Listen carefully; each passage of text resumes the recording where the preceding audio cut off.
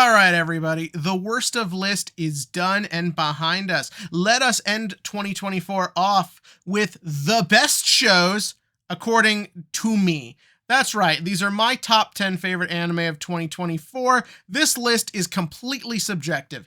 Everything on here is stuff that resonated with me personally. So while shows like, say, Frieren or Dungeon Meshi were great, and I acknowledge they're great, they're just not on this list because, well, they just didn't gel with me as much as some of these others did. Several big shows from the year were like that. You also had shows that I missed. Can't get to everything.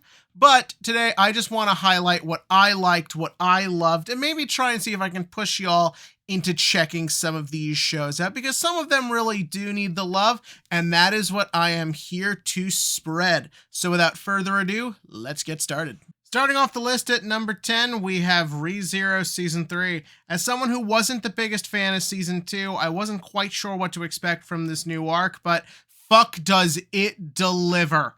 The great characters are back, going into a new arc with a new city and a great cast of new bad guys to fight. Everything you like about ReZero when it's at its best is here, amplified to just the next ounce of degree with incredible action and just a crazy smorgasbord of a plot. It unfortunately stops right when it's about to get juicy, but hey, it's got me tapping my foot, waiting for more. Coming in at number 9 is the first of several romance shows on the list, A Sign of Affection.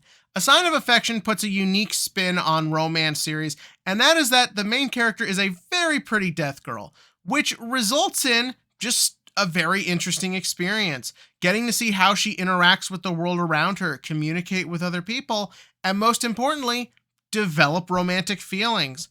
You always have to see the two communicate in unique ways, and I think that gives the romance a very interesting feel to it as you just kind of go through the series and see what it's like to go through life with this kind of issue.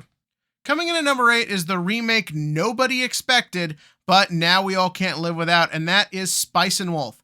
Craft and Hollow are back, now in a series that depicts their entire adventure, and yeah, they're fucking great. Some of the best romantic chemistry in anime has been brought to us this year.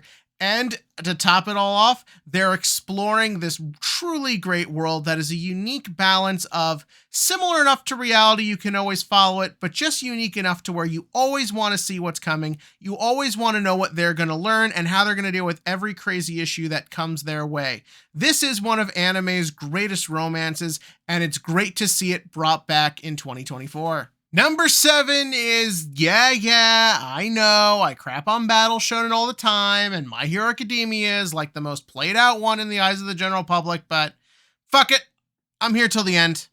Maybe that's all there is to it, but I really did feel like we got a lot of great shit this season. Seeing everything come ahead and be depicted with some truly incredible action and some great characterization, I don't know, just works for me.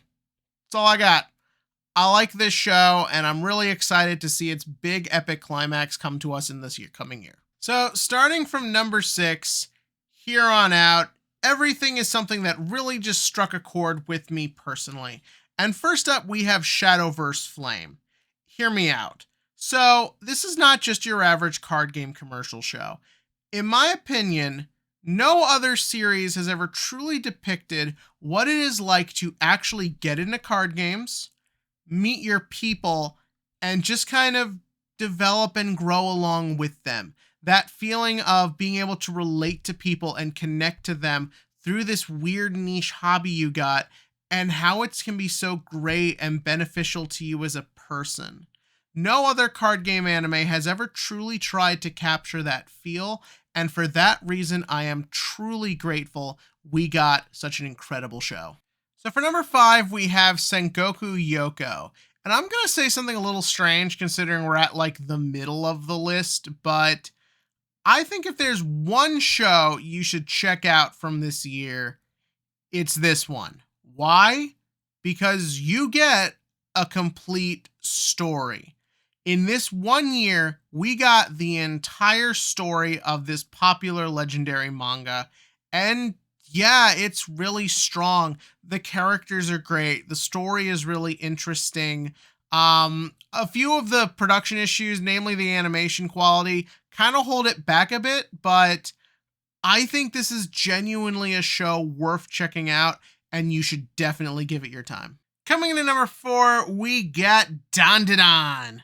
That's right, people. Another romance show. Don't believe me? Allow me to explain.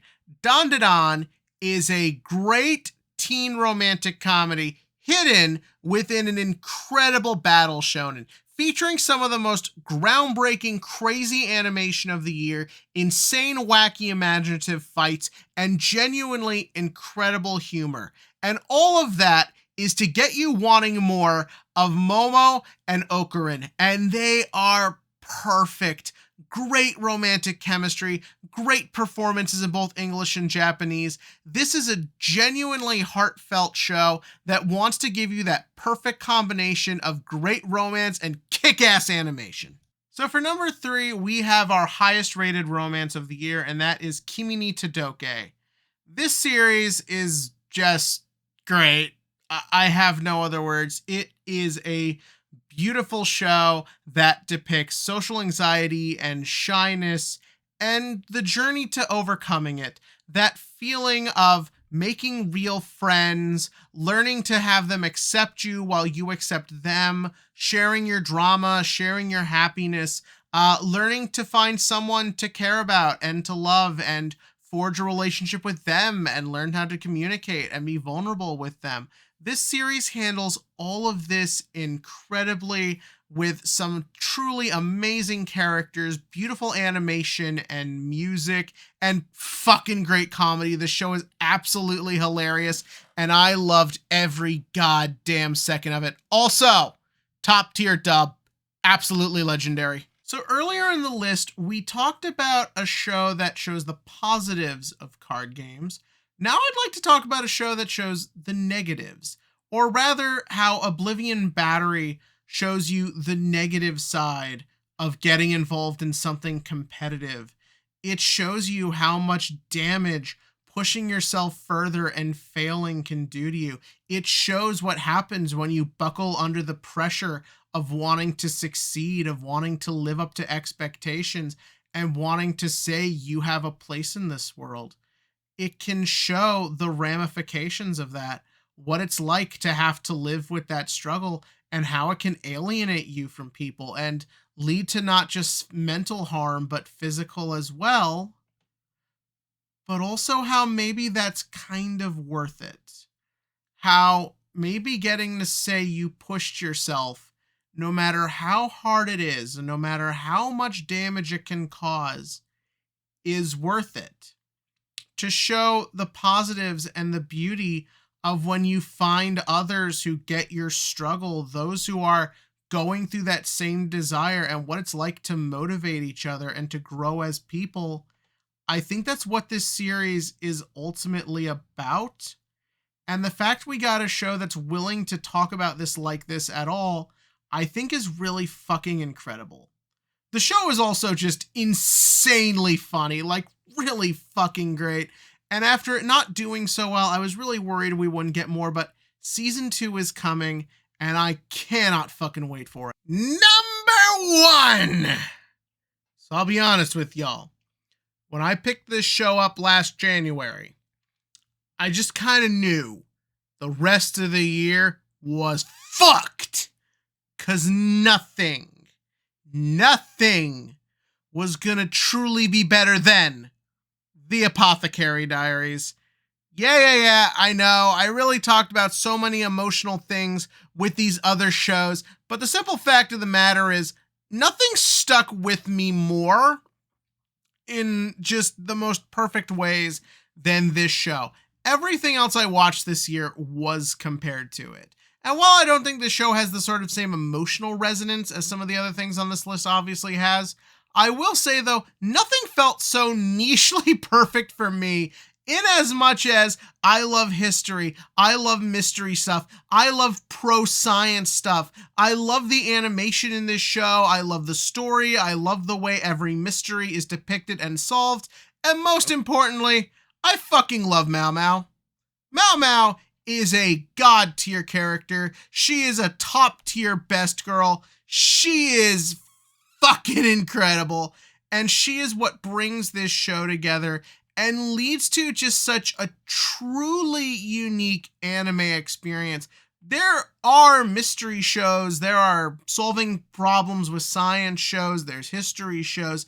Nothing has ever felt like such a fresh combination of all of those things brought together, and god damn it, I loved it.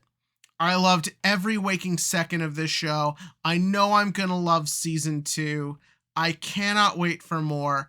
This is, in my opinion, the anime that hit every box perfectly. And it's one of those shows that just reminds me why I keep up with this whole crazy medium of entertainment.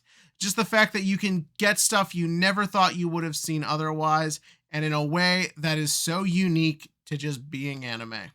But in the comments section below, give me your thoughts about my list, give me your list, and heck, what are some stuff you're looking forward to in the new year? There's a lot of great stuff coming, and I cannot wait to cover it. And as always, click to like, click to subscribe, and join me for more anime discussion going into the new year.